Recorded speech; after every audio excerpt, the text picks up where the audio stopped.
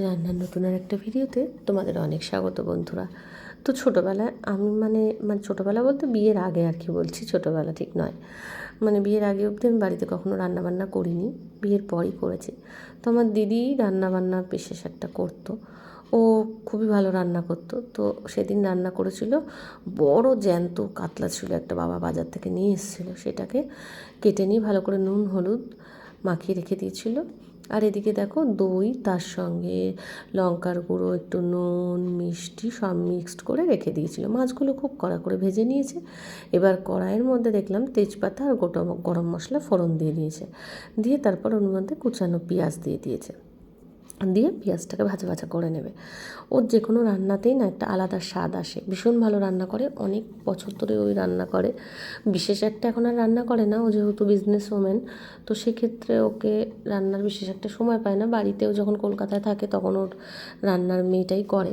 এখন এখানে আসলেও সবাইকে একটু রান্না করে খাওয়ানোর জন্যেই রান্নাটা করে।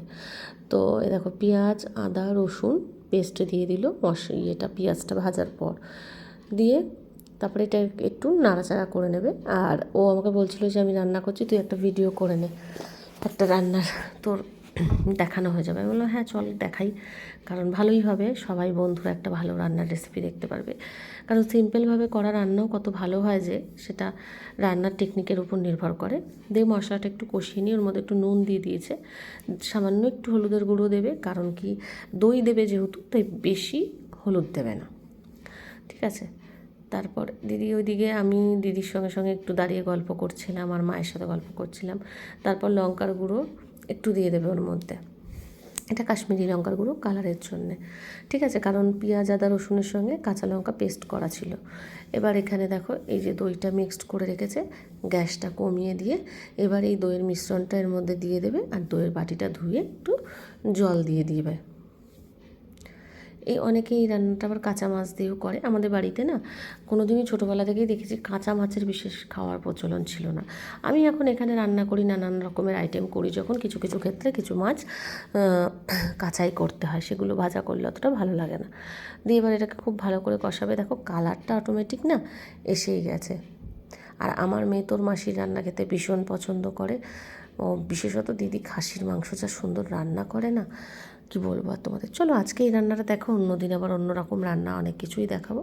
এটা সুন্দর করে কষাতে থাকবে যতক্ষণ না পর্যন্ত সুন্দর কালার আর তেল ওখান থেকে বেরিয়ে আসছে। আর ওই রান্নাটায় বিশেষ কোনো জলই ব্যবহার করেনি, পুরোপুরি মশলার উপর দিয়েই করা হয়েছে। আর ওই যে দইয়ের বাটিটা ধুয়ে যেটুকুনি জল দেয় ওইটুকুনি দিয়েছে, ব্যাস। আর বিশেষ কোনো রকম এতে জল দেয়নি। মশলা চাইলে আরও দেওয়া যেত, কিন্তু এই রান্নার স্বাদটা এইভাবেই বেশি ভালো লাগছিল যেন। কাঁচা লঙ্কা কয়েকটার মধ্যে দিয়ে দিল। এইবার মাছগুলো এক এক করেও দিচ্ছিল, তো আমি বললাম এক এক করে দিতে হবে না, তুই কড়া করে যা ভেজেছিস ভাঙবে না, পুরোটা দিয়ে দে। তো একেবারেও ঢেলে সমস্ত মাছগুলো দিয়ে নাড়াচাড়া করে দেবে। আর এরপরে তোমরা চাইলে নিজেরা ঘি, গরম মশলা যা কিছু অ্যাড করতে পারো। তো এবার দেখো ভালো করে নাড়াচাড়া করে মিক্সড করে নেবে এর মধ্যে। আমি তো নিয়ে এসেছিলাম 3-4 পিস মতন নিয়ে এসেছিলাম, মনে নেই, এটা অনেক দিন আগের ভিডিও, দিদি যখন এসেছিলো না তখন। এই যে এবার নামিয়ে ফেলেছে, রেডি হয়ে গেছে। দিদি আর কিচ্ছু দেয়নি, যা ওই মশলা তাই, তাতেই দুর্দান্ত ছিল খেতে বন্ধুরা। অবশ্যই ট্রাই করো, ভালো লাগলে লাইক কমেন্ট শেয়ার করতে ভুলো না। আবার দিদির ভিডিও তোমাদের সঙ্গে শেয়ার করবো। টাটা।